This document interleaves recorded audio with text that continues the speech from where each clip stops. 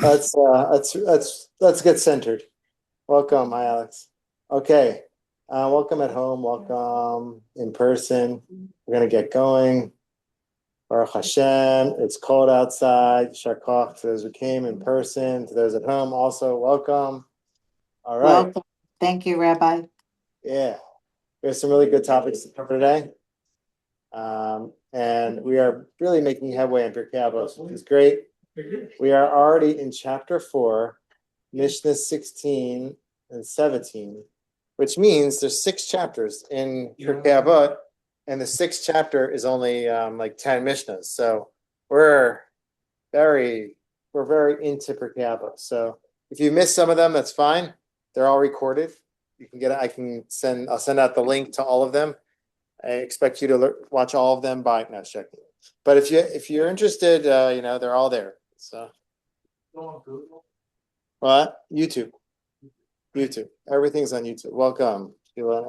Okay, so we're getting going. Our first Mishnah today is, let's see if I can make this bigger though. I'm struggling doing it. Oh, there we go. All right. Our first Mishnah is on page 167. Thank you. Yeah, is that Laurie? Hi. Yes. Thank you.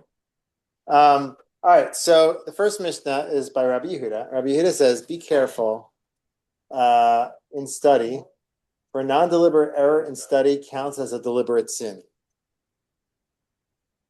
All right, we have to figure out what that means. Some connect these two Mishnahs, some say that they're separate. By the way, is my video quality okay at home? Yes, very good. Thank you. Okay, because like it kind of broke, but I taped it together and now it's working. Okay. So the second piece here is Rabbi Shimon Omer, Shosha Karimem. There's 3 crowns. Interesting. They're going to name 4 of them. So we're going to figure out what that means. There's 3 crowns. One crown is the crown of Torah. The other crown is the crown of priesthood. And the other crown is crown of royalty. Those are the 3 crowns. But there's a 4th crown. But the crown of a good name supersedes them all. Okay. So here are 2 questions for us. Is there a connection between these 2 statements, like this first one on being careful and study? You could say that there's not. Some say it's a separate Mishnah. And the second statement really, which is about the crowns, is that connected to the first? And number 2, how do we understand each one on its own? So let's try to understand each one on its own. Let's do the second one first. It's a little bit easier. Okay. There are 3 crowns: crown of Torah, crown of priesthood, and crown of royalty. Okay, the crown of Torah, I imagine that's somebody who's a Torah scholar. Perhaps they were born into a Torah scholar family. You can understand it that way, right? Another one is someone who's born into the priesthood. You can't just there's jokes about that. I'm trying to remember what they are. But there's like a joke around somebody who was brought up to this. I'm going to botch this joke. Someone brought up to the Torah, and they asked him if he's a Kohen, and he goes, no, I'm losing the joke. Something like, I'm not a Kohen. I'm not, but my grandfather and my great grandfather were. Something like, there's some other joke like that. I told that horribly, but the idea is that I didn't even tell it. I basically, I didn't even remember that joke. There's some sort of joke like that where like I don't know who I am, but my grandparent, my great grandparent were Kohanim. Anyway, the idea is that if you're from a Kohanic lineage, you are a Kohen. Okay, the last one is royalty. So royalty is some people can earn royalty, but many times that's inherited. So we have all those. Then we have a good name. A good name can also be inherited, right? Like, oh, I'm from this family. I don't know. My wife is from the Chin family, and she was important to her to keep her name because her name is like everywhere she goes. To be a Jewish Chin is a rare thing, right? People usually, when they see her name, they think she may not be Jewish, Biggie Chin. But Chin, and she has a lot of rabbinic lineage. Yeah. So sometimes she goes by Yogev, I don't know. But like legally, she's Chin because she has a strong connection to like her father was a rabbi, her grandfather was a rabbi, and they did a lot of important things here in McKeesport, Pennsylvania, and other locations, and like they're well known. So it's so you can be born into like a rabbinic family, or you can have a good name based on where you're born into. But it seems like a good name here also could be that you like created your good name. You know, you've done what you had to do to maintain the name. So the question is, why is the good name on a higher level than the other ones, the other crowns? What do you say? Yeah, Alex. Yeah, but it's a good name when it's like her father was a rabbi, her grandfather was a rabbi. It's a lot of work to try to keep it ready to pass down from generation to generation, and then it's your turn to try to pass it down. Yeah, so you have to do the work. Yeah, you can't just rely on the name. So would you say that that's different than the other ones here? Priesthood, kingship. Well, you can be born into priesthood and kingship, but not have a good name. Yeah. So keep going with that. So why is good name more important? Are you saying it basically that you have to earn it basically? Yeah, because I think it takes a whole life to get a good name, and all the parts fit together in a puzzle. I don't think you get a good name by, oh, you just have a good name. I think you have to accomplish something in your life. And it was very interesting as I was reading it. I looked back on my life. I don't usually do that very often. And I thought that that was a very interesting part to get me to think a little bit. Because Okay. I have a very long life. I'm approaching 88, and I'm grateful for what I have, but I hope to live longer than this. But when you look Amen. back on your life, everything contributes to it. Okay, so basically, so far, and I think that's a simple reading, but there might be other interpretations. So far, not well. We have two other raising their hand in a second. I'm just looking up the joke about the joke, the father. Still stuck on that? You know that joke about? That's another joke, where it's like, what's this one? I know. What do you? This one I know. What's the difference between tuna, a piano, and glue? You know this joke? A tuna, piano, and glue. All right. So you can tune a piano, but you can't piano a tuna. That's it. So Let's go back to the other joke. Right, but there's a follow-up question to this. Ask the follow-up question. What about you're still stuck on that? All right. That's the joke. All right. Thank you, everybody. That's a good joke. It's not bad. All right, but you have to really listen deeply to the question and ask the follow-up question. And if you don't, it's not that funny. Anyway, okay. So I didn't find that. So going back, so it seems like to earn your name supersedes them because you have to do a lot of work for that. You don't just inherit it. Torah also you have to work for it, but there is an element where you can inherit it in the sense that you're born into like a Torah family, you grew up and there's an element of earning there as well. But still, you could say like a Torah stature, the other one, they might be inherited more than the name. What other ideas we have here? Yeah. No, it's also if someone gives you a bad name, someone in your family, you could be judged before you even people can even consider your thoughts. So, for instance, my son went to school with someone whose grandfather was a mobster. Famous. A mobster. Mobster. Someone in the I don't know mob. what's going on. The mafia. They were in the mafia. So the teachers immediately would think, oh, you must have all of this in your background, or you have to say about the name. Yeah, it was that they're judged. They even open their mouth. So how's that connected to the Mishnah? Because people will not even consider your thoughts on Torah or your thoughts. If you don't have anything. That's why it's so very wonderful. Like you could be a Kohen, you could be a Torah scholar, you could have all, but if your name, your reputation isn't strong, then it won't be recognized. So that's why it supersedes it. That's great. That's two answers. Yeah. Eva's going to say something. I was just going to say, we are not here forever. When we leave this world, the only thing you're gonna have left is your name. Good, bad, indifferent.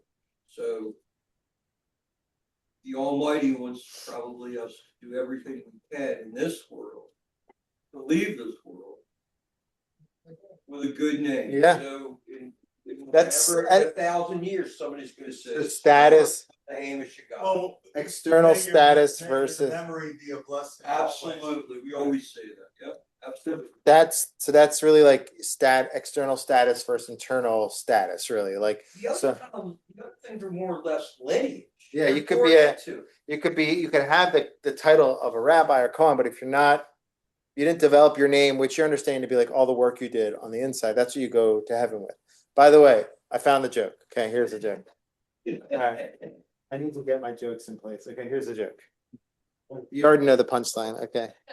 All right. A man comes to the rabbi and says, Rabbi, I want you to make me a Kohen. The rabbi says, that's impossible. The man says, Rabbi, I'll donate $10,000 to the shul. Rabbi says, it's still impossible. The man says, 25,000. Rabbi says, I can't. $100,000 I'll give you to become a Kohen. The rabbi says, why is it so important for you to be Kohen? The man answers, because my father was a Kohen. My grandfather was a Kohen. So I want to be a Kohen too. Okay, so that's obviously misinformation there, whatever. Okay, that's the joke. Okay, good, we got it. Now I'm gonna forget it. That's fine. Yeah. Question. Question. So the crown of Torah, don't you automatically get it by being born a Jew because you That's the question. What that? you accepted the Torah at Mount Sinai? That's the question. What is the crown of Torah? Keter, it's not so clear what that is. It could be an earned state. Rambam seems to say that one supersedes the other two. And he says a good name is connected to the Torah. You develop a good name through the Torah. So that's why. So he says, so it could be earned. It could be a status. It could be, I don't know. It's not so clear. So here are a few thoughts on the Mishnah. Anybody at home want to share a thought on? Wait, Rabbi, I have a quick question. What is the symbolism of the crowns on the poles of the Torah? Does that have anything is that a relation to anything? Yeah, it's a good question. I mean, minimally, I know that it's important to adorn the Torah. Like, you're supposed to make it something that's valuable to you. You dress it up and you make it special. That's minimally what I know. I don't know if you can connect it to this at all. The crown of the Torah. That's a good connection to think about that. That's good. All right. So here's a thought on this idea. Let's go on this idea. So number one, so it also could be, we talked about earned name versus heritage. Another one is like, you can have all these levels, but you could still not be a good person, right? So it's like, you could be a Kohen, you could be a rabbi, you could be a, what's the other one? Keter, Torah, Keter, you could be a king. But you still not be a person. So in order for you, if you want to weigh out what's the most important of all of them is to be a good person. If those like statuses, those levels of those modes of being, those titles remove you from that, that's a problem. So that's like important teaching here. We talked about this before, but like I'll mention it again. Maybe we talked about like a few months ago. But the bracha we make on Haftarah is Asher Bachar B'Neviim Tovim, that God chose good. Asher Bachar B'Neviim Tovim, that God chose good prophets. So, a question for you: would God choose bad prophets? Like, would God give prophecy to a bad prophet? So, what are we saying? So, it could be that God chose prophets who were good. They were like nice people. Like, if you went to their home, they'd say, "Hey, welcome, come in. I'll serve you some food." Like, they were like normal people. They were holy. They were pure. They were prophets, but they're also good people. Abraham was a huge prophet. He's also a pretty nice guy. So that's the idea of like Keter Shem Tov, being above it all. Try to remain nice despite the levels of power you may be in. But two other thoughts I had on this, and this could be connected, and I saw two commentaries that kind of speak about this, is it could be connected to like struggles. We're talking about be nice as a leader. It's not always easy. And there are struggles that leaders face with remaining, like keeping that Shem Tov, that connection to people. So here, two struggles that they may face. Number one is sometimes like when they're dealing with so many people, and I'll share this like from my own experience. Like you're dealing with so many people. Like it's hard. I'll give you an example. Kiddush. Kiddush is a good time for me to really connect with everybody. It's a tough time for me to have real conversations with people. Somebody came up to me on Yom Kippur, right before I was about to give my Kol Nidre talk. Like, Rabbi, how you doing? I really want to talk to them. Like, I really love that person. Like, I really want to talk to them, but it's tough for me to talk to them at that time. I have like a job for the community to perform. So I didn't get to chat with him at that time. I was like, sorry, it's not the best time to catch up right now. But like, often in leadership, there's that struggle of like, you're dealing with a lot of people. And so it may be difficult while you're doing that to maintain the personal connection. And it's telling the leader here to not lose that, not just to remain a good person, but understanding that, hey, there's so many big things you're dealing with. Don't forget to remain connected to your people. That's number one. Number two, this is another message, a good message to connect this. I read this, Rav Sharkey said this, one of my rabbis from many years ago. He said that a leader, it's very easy to be liked when you're not leading anybody, right? Like I'll share from my personal experience, when I first became the stepfather, I was like awesome. Like I bought them like these Nerf guns. I was like their favorite. And then I had to start being a father. I had to start setting boundaries and asserting authority. And that's where it gets complicated. You know, it's like, it's very easy. I don't know. It's also the same thing. Like you could be like assistant rabbi or assistant rabbi, or you could be lower on the chain of command at your work, and everybody likes you. But the second when you have to start making decisions, then you're facing a lot of adversity as a leader. It's difficult. You know, same thing in parenting and education as a teacher, right? If everybody likes the fun substitute teacher comes and, you know, pops in and whatever, but like a teacher has to submit the students to like some discipline, and it's difficult. It's a difficult role. Everyone knows it from parenting, right?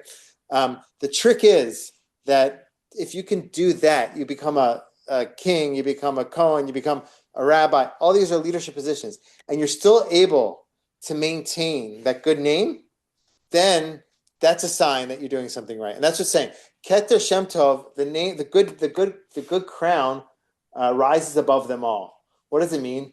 That it's not that it's better than the others. It's not a choice, but it's saying when you have that crown, it says Ole al gabehen.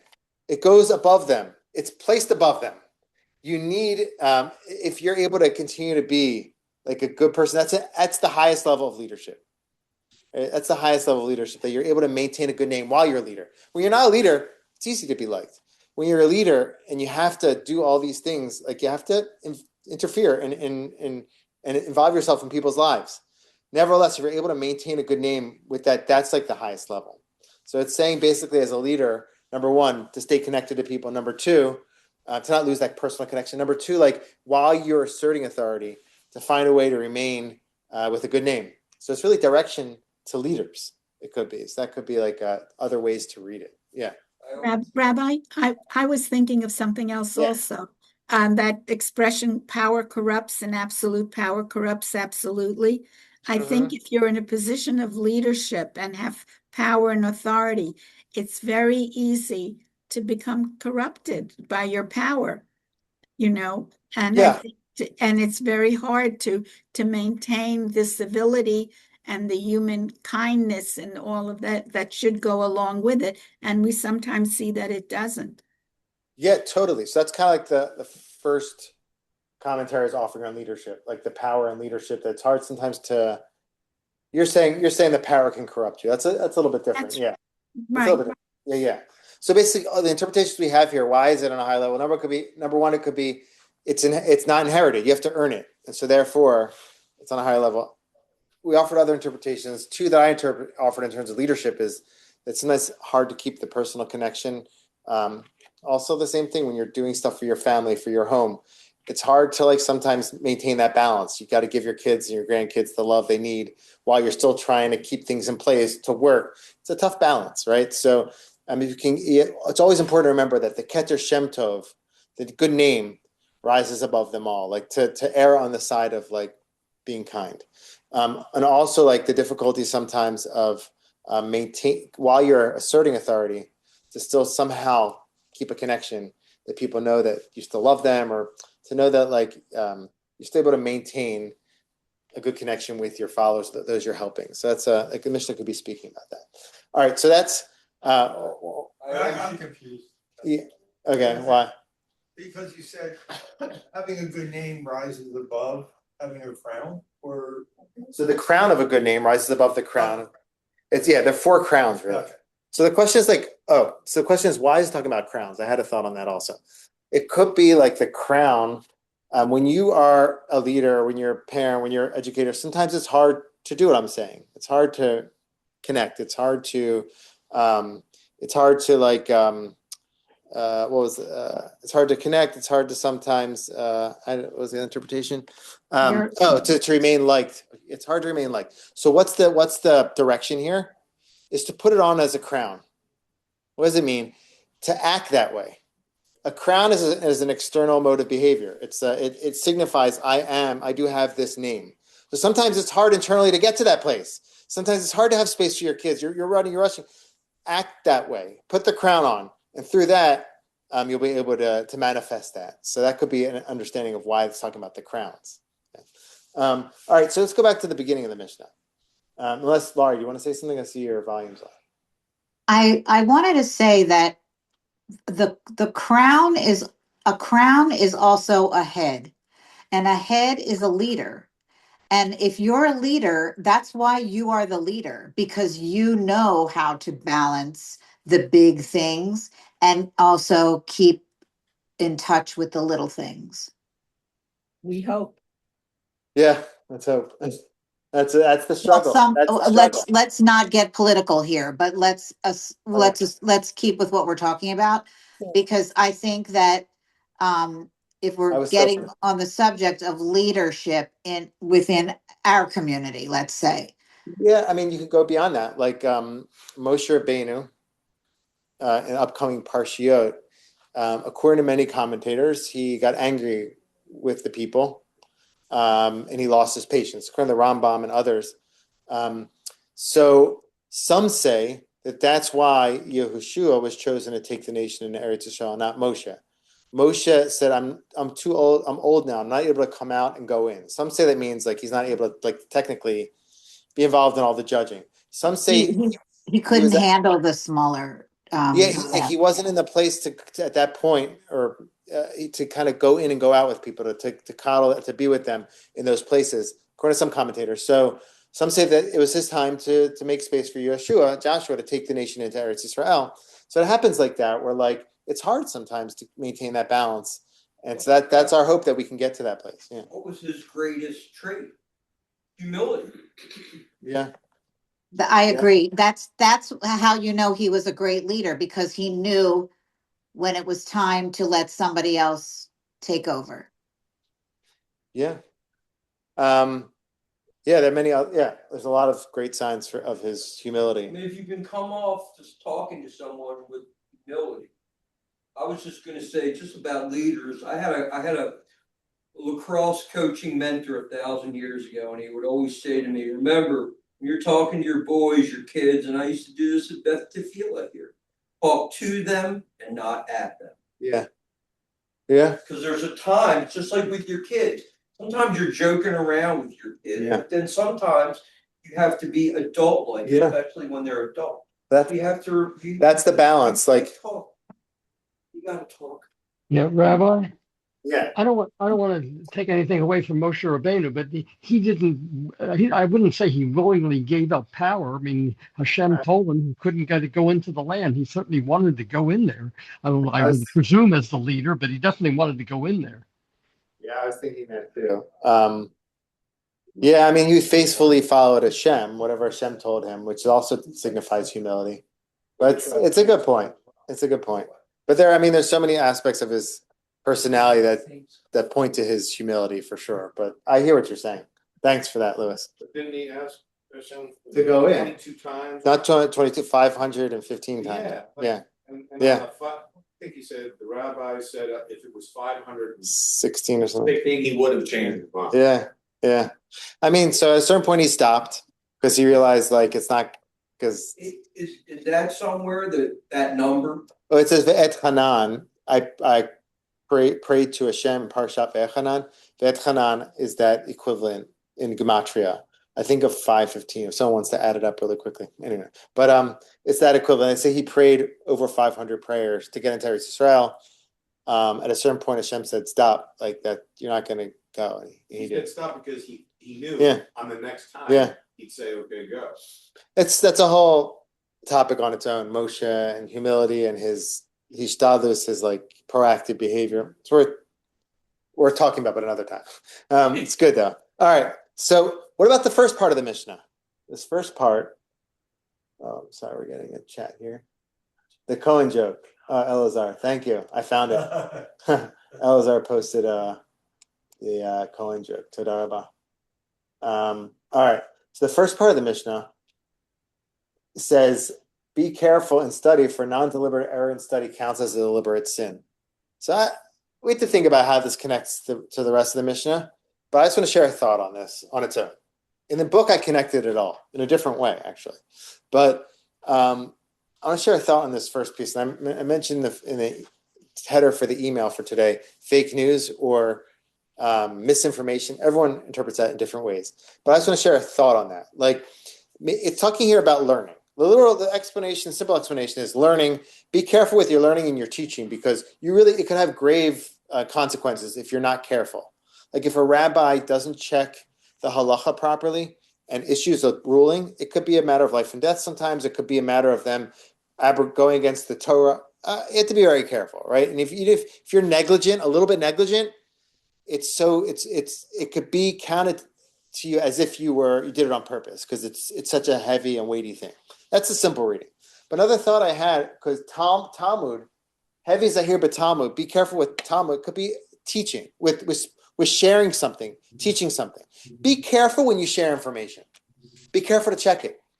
And be careful and be careful when you share it, thinking that it won't have a big impact, because maybe it will have a big impact. And so you have to be very careful with what you share, especially today. Like you could share one thing about somebody, and before you know it, somebody else shared somebody else.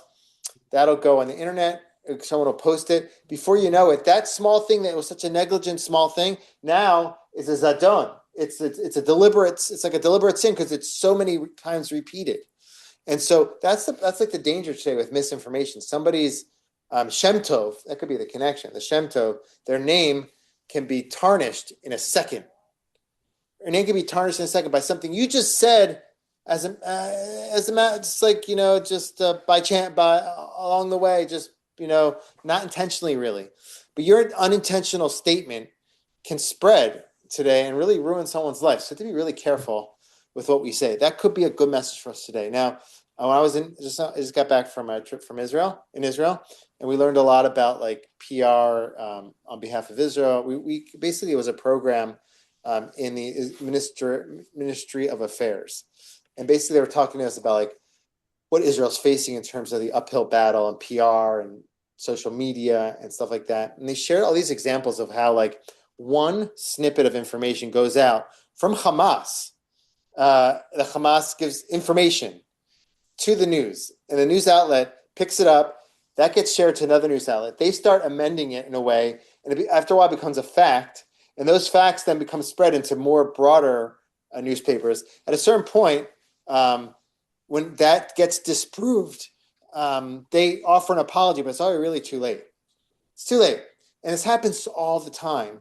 I was just like, I was Googling this. Excuse me, who offers infraction? Sometimes the newspapers.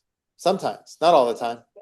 Not where it originated. And sometimes it's already buried in like pages, like the 4th, 5th, 20th page of the newspaper or whatever. Correct. There's a misinformation. Sometimes it's unintentional. Sometimes it's people are negligent. Whatever, or they're intentionally doing it. Okay. But I'm just saying that like one small thing can become something really horrible. And so I think that might be what it's saying for us today. Like a small, negligent, or a non-careful statement can eventually become a hazardous thing to others. And even the more so when it's intentional, right? That happens. So like, one example, I got Google this. They brought us really good examples on the trip. Not good, they're horrible things, but like good examples of horrible things. So one I just Googled it, trying to figure out like kind of was October 17, 2023, 500 dead headline. It originated out of Gaza, saying that it was an Israeli airstrike. And that got shared to other outlets, and then eventually became Israel struck a hospital and 500 were killed. Turned out, it jumped platforms, it says. And then that was even before forensic analysis was possible. Later, it came out that that it was not, it was a rocket. It was a rocket from Gaza. But it was too late. Israel was responsible for it. So this is bad stuff, intentionally being spread by Hamas and not careful news outlets, or maybe intentionally shared. Yeah. Let me just finish one piece. So that's an example, just an example when it comes to Israel. But there's so many cases like this, so we have to really be careful. Even if it's from our part non-intentional, what we're sharing, especially today, because it can become so bad that it gets entrenched and it becomes like zadon, it becomes like intentional almost. Yeah. So I work in a very large hospital in Baltimore, and that story was put out in an email by a pretty big physician that had happened. Oh, unbelievable. Yeah. So he wasn't careful. Either he was intentional, either he was anti-Semitic. I was livid. Either he's anti-Semitic or he wasn't careful, right? And if he wasn't careful, that's where you really cause horrible damage. So like they brought us examples of like all the food that's going into Gaza, like actual data, and what's being reported is like completely wrong data regarding the food that's gone into Gaza, the starvation. There might have been periods where there was like less food or whatever, or like, but like most of the time, like so much food was poured into there that wasn't reported properly, like just statistically. And so that gets shared, it gets spread. And so it's a big danger today that like these negligence, people sharing things, I'm giving them some grace by saying negligent. A lot of times it's not. It's not just like intentional, but yeah. You know, a lot of times what happens is you pick a thing, a minute thing, and that thing may be a fact. Yeah. But it's a little fact in a big picture. Yeah. But once something's hit the news, there is absolutely no way to get it back. Yeah. So that's why I think this Mishnah, the beginning of it could be speaking also about that. Obviously, the simple reading is like be careful with what you teach and how you share your stuff, because what you share, what the messages that you deliver can impact people. But also, I think it also has that other message, especially for us today. So I haven't figured out how to connect that exactly to the Shem Tov. I know it's connected, but I haven't done that whole thing yet. But that's okay. So let's go. I have in my book, I have a whole other explanation to this. I connected different parts of the Mishnah. We're not going to go into that now. So I want to go into the next Mishnah. Okay.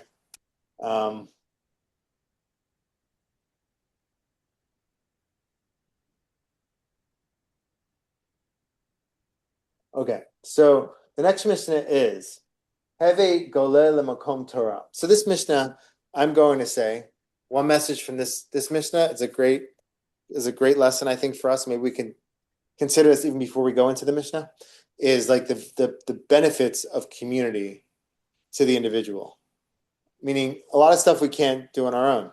We need community. We need groups. We need structure. We need the shul to help us. Like, let's like try and name like 5 things that like could be that we need the community for, and we can't do on our own. Say Kaddish, you need a minyan. Like say a Kaddish. Okay, say Kaddish. What about also like could be technical things? It could be internal things. I said that you can't. You need like the structure, the infrastructure to do. Yeah. What about at home? Anybody at home want to share 1 or 2 things that community can?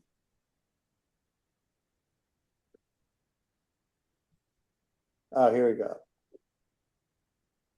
All right. Okay. Don't say I don't address you at home. Hi. Do you have any thoughts on this? Open to hearing it.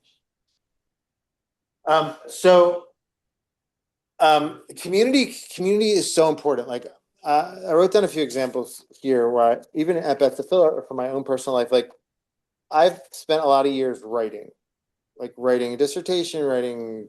Just like I was an academic to like age 37, really, like just doing degrees and stuff like that. So I always needed to be around people. Like I needed to be around, like in the library or in the basement. Like it's helpful to have people, and if without people, sometimes it's hard to to succeed. You can't do it on your own. That's just one small example, but like also in our shul. So people are like, we have so many minions in our shul. We have the teen minion, we have the kid minion, we have the young family minion, we have the main minion, we have the hallway minion, and they say that joking, right? The hallway minion is people hang out in the hallway, right? It's sometimes the biggest one. Wait, someone's laughing. Now, I don't want to downplay the hallway minion. I'm saying obviously we want the hallway to lead into the shul, but there's something special about having people, having Jewish people, having community, feeling like you have support, feeling like you have love. That's such a valuable thing. I mean, a lot of people don't have that today. A lot of people are just lonely and they're sad and they're by themselves. They're in their house. They don't have community. So we provide a beautiful thing. Obviously, you want people to dive in and grow, and but just naming the fact that we have community is a beautiful thing. You need community offers support. I wrote down yeah, I wrote down a few other ones here, where I don't know where I wrote it down here. One second. Minion. So people, there's books. Actually, tonight I asked somebody, I was like, how's someone's finishing their Kaddish in our shul? I was like, how was the Kaddish experience for you? It's like kind of like a weird question, but it's actually not. It's like Kaddish is there's books written on this, like people go through when they're saying Kaddish, and many times they share just like the idea of having community with them while they honor the memory of the loved one. Something's very cathartic about that. Something very healing. Like community can be a very powerful thing. You feel enveloped. You feel supported. You feel uplifted. Yeah. I know that there are people that once they've started saying Kaddish and coming to shul regularly, it becomes a part of their life and they continue. Yeah. Because you realize, what it does for you. Yeah, for sure. For sure. That's exactly. We have a lot of millionaires who come regularly, who started to come when they lost a loved one. It's a connection. It's support. Another thing that community can offer you is like, and I'm saying this to myself as well. It's like I watch a lot of lectures online. It's good. Okay, good. Thank you for joining online. I'm just saying, it's not the same thing as in person. Like obviously, it's a holy thing, and like I do it. But like when you come, like for myself too, like I watch the lectures, but I know that like when I go and I'm in person, it's like a different thing. It's alive. You feel the connection to the people, to the rabbi. It's like it's different. And so these are all elements that we need in community. And without that, we can't succeed in properly like growing in a strong way in Torah. You need the community. There's so many different ways. So I think this Mishnah could be speaking about the value of community. And I'm expanding community beyond just the Torah learning, just support, that connection to people, having people. The people who love you, who care about you, who are thinking about you, who want to see you. That's a beautiful thing. And we provide that. I mean, it's a beautiful thing. So in the book, I have a spoke later in the book about JFK, just for Kiddush. You know that term? So there's people who are JFKers, right? You gotta put that in your act. It's in my act. It's in the book. So yeah. You need to go on. I haven't got. I've been. I don't know what happened. I think I don't know. Maybe I had some caffeine or something. Anyway, but so JFK is that people are just for Kiddush. Now people are like, hey, we had 300 in shul, but we have 550 at Kiddush. How did that work out? So that's one way to look. On the other hand, it's like Baruch Hashem, people are connecting to people. People feel community. I mean, so there's a lot of beauty in community. And so I think this Mishnah is saying that here. So if you take a look at the Mishnah, take a look at the Mishnah.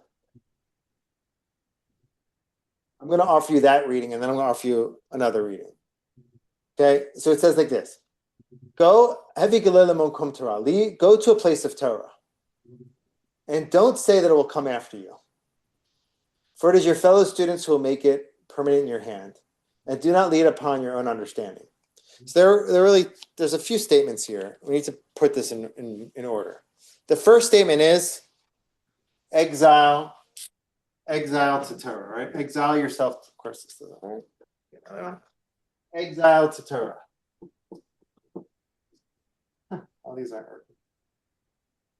Ah. This isn't great either. Okay. The second one is what? Don't say it will come after you. Ah. Wow. There you go. This is got right. Don't say will come after you. Okay. What's the next one? Who Help will me make out. it permanent in your hand?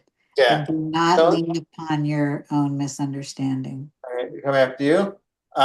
Don't all you can read this way. Don't say your fellows will do it for you. Don't Oh. say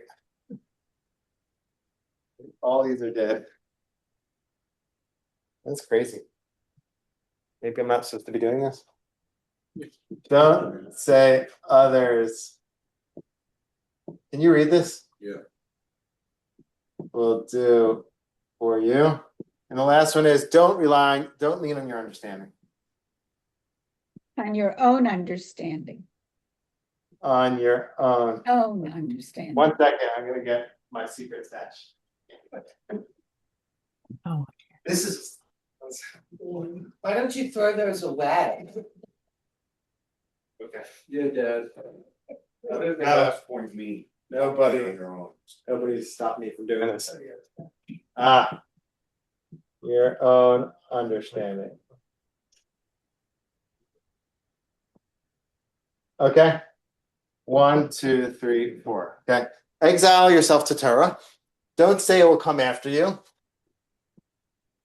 Don't say others will do it for you, or it could be that others will do it for you. Right? There's 2 ways to read that. Or That's others will do it for you. We'll explain this. Do it for you. And don't lean on your own understanding. So one way to read this is basically like this. You have to find a community to grow. Exile yourself to Torah. This could mean find a community, a Torah community, a supportive community. Okay, that's like the header. And then instead of doing this, instead of saying, I'll be fine. I can really one way to understand this. Don't say it'll come after you. I'll rely on like my upbringing. I had a pretty good religious upbringing. I had good support. I'll rely on that. No, you have to find yourself, exile yourself, leave yourself and go to Torah. Go to a Torah community. Okay. Don't say others will do it for you. Don't say my friends, my buddies, they'll help me out. We need to be around community, a larger community. Finally, don't think that you can, if even not your upbringing, your intuition, but also your own knowledge. Don't say I'll be fine. I'll just learn Torah in my room.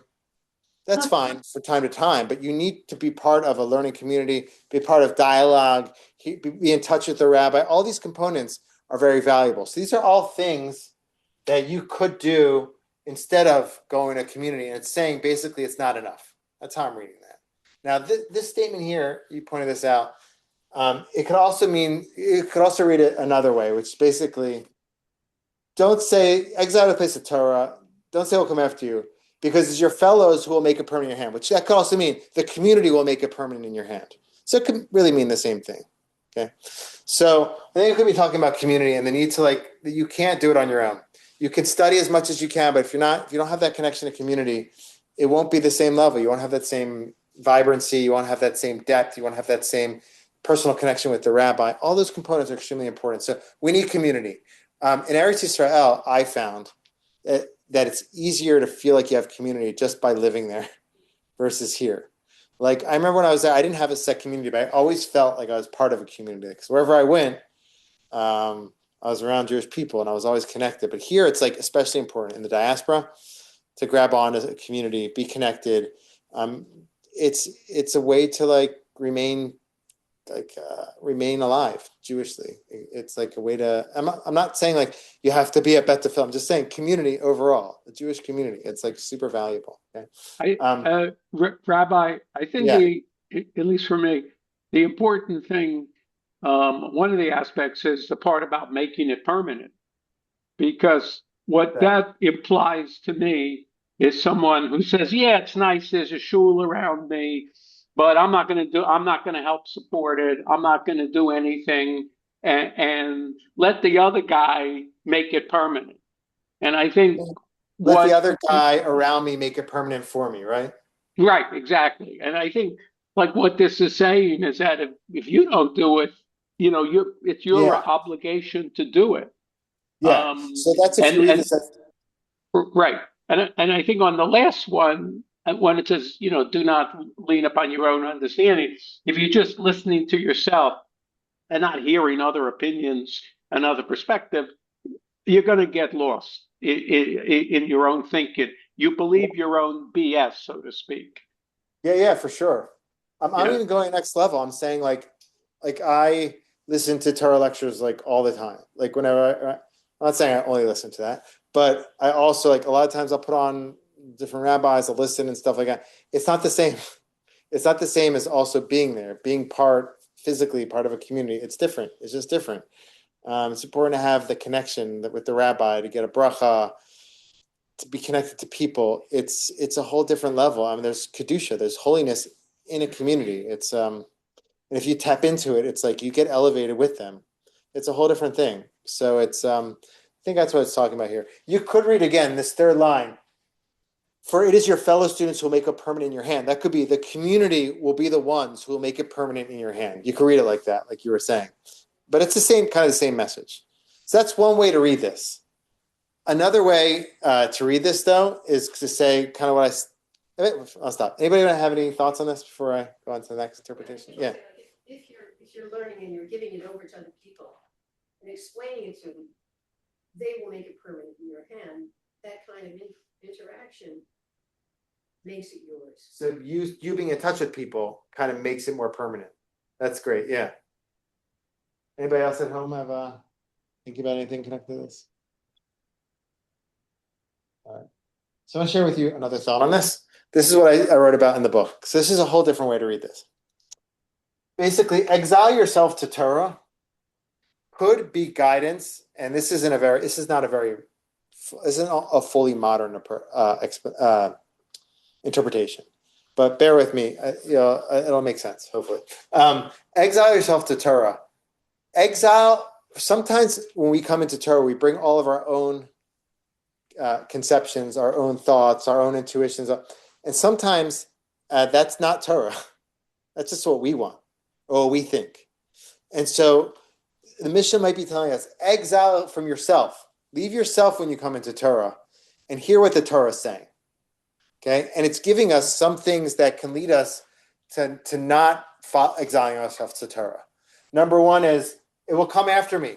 Meaning, it will come after me, my own thoughts, my own intuitions. Don't say it's going to come after you. You have to come after it. You have to follow the Torah. Listen what the Torah is saying, right? Also, don't say others will make it permanent in your hand. Sometimes there's pressures of people around us. There's societal norms that we are following, but they're actually not Torah. So don't say that people around me will make the Torah permanent in my hand, like all the movements, all political. We have to be careful to decipher what is Torah and what's not.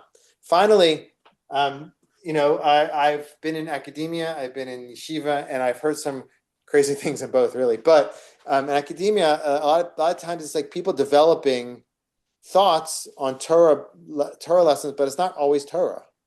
And so we have to be careful. You might have your own understanding. Don't lean on it. Meaning, you can use it, but don't lean on your understanding to be the arbiter of like what is true or not. We really have to work on exiling ourselves to Torah. And once you do that, once you make space for Torah, then you can reconnect with all these other things. Like from a place of Torah, we have to figure out what societal norms are right and wrong. From a place of Torah, we figure out which part of our intellectual understandings are proper. Finally, your internal intuitions, what will come after you, your inclinations, your drives. Torah has to guide that. So it starts with exiling ourselves to Torah, leaving ourselves, but then we're supposed to reconnect and then re-embrace all those pieces. So that could be another way to read that. Does that make sense? It also seems that it's don't do something and then find out what the Torah says about it. See what the Torah says before you do it. Yeah. So that's the Na'aseh v'nishma. We will do and we will listen. Like I'm going to do it. And then that makes sense. Going to do it, and then I'm not going to do it just because. I'm not going to do it just because it makes full sense to me. Like I have to live Torah, and through that I can understand and look at things in the right way. Right? That's kind of what you're saying. Or that just behaviorally, before you make a decision to do something, you may want to assess it. Yeah. And rather than after you've done it, check and see if it was right. Correct. Yeah. Correct. I mean, not every Judaism, like I really appreciate the thinking of Rabbi Cook. Like he, teaching this. I'm teaching like an academic class this year at the University of Delaware, teaching Jewish mysticism at University of Delaware. Oh, you're Delaware. Cool. So I taught as well. Okay, cool. So yay. All right. So that wasn't the point where I was sharing this though. Thank you. Appreciate it. But I have an assignment in the class that we're going to write a cookbook together. Basically like Ralph Cook. What?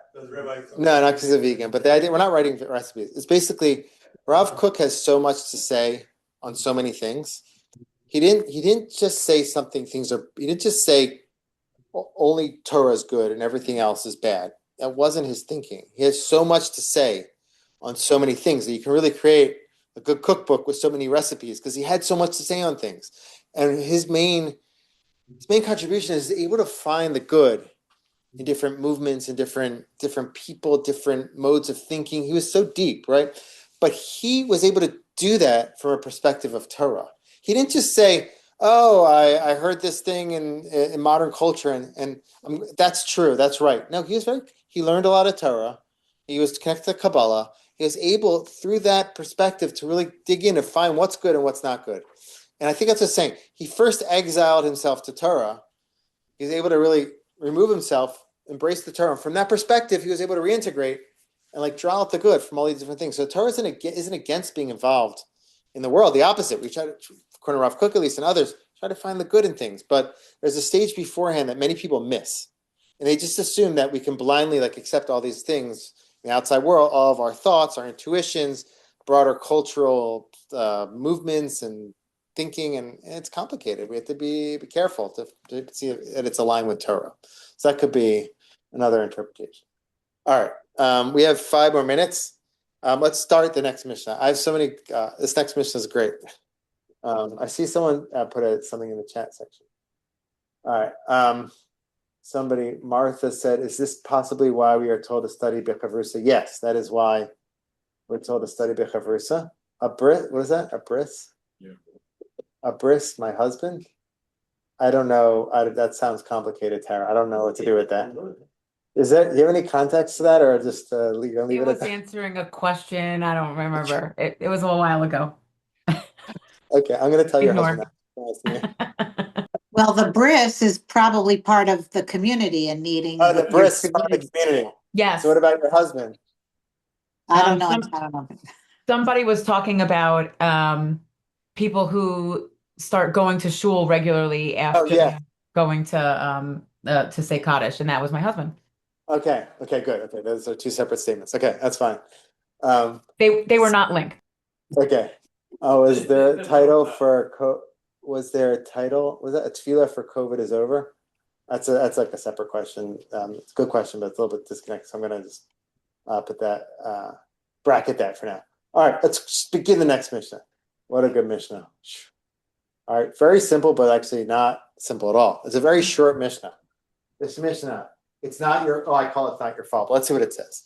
The Mishnah says, Rabbi Yanai. So if anybody has a Google accessible or ChatGPT, what was Rabbi Yanai's history? It'd be interesting to find that out. Why he's saying this statement.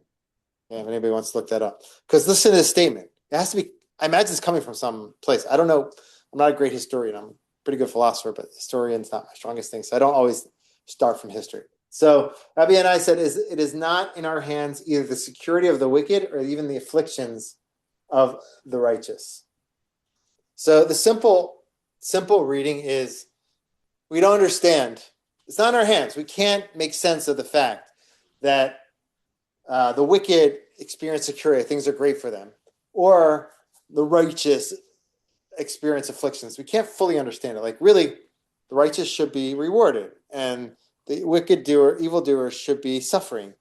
The fact that it's not like that doesn't mean that there's not justice. God knows what God's doing, but we can understand it. So I was reading the Siddur of Rabbi Sachs' Siddur, and he has commentary on some of the Pirkei Avot in there. So are you able to find the tidbit there? Yeah, just that one of those things that he was famous for was that the need for humility, that he was humble. Did he see anything historically or go through anything historically that could have led him to want to say a statement like this? Or let me just finish this thought here. So where did I leave off there? Afflictions. Oh, so Rabbi Sachs. So he says, like, somebody who looks at the bottom of a Persian rug or like some type of rug, and you look at the bottom of it, it looks kind of messy and not beautiful. But if you flip over the rug and you see the top of it, you see it makes all the stitches make sense. So he says something like this: we, from our perspective, we look up, and we only see, we can't see God's judgment in a clear way. It looks like the bottom of the rug.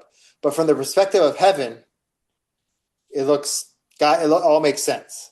So that's kind of what he's saying here. That could be the simple reading of it.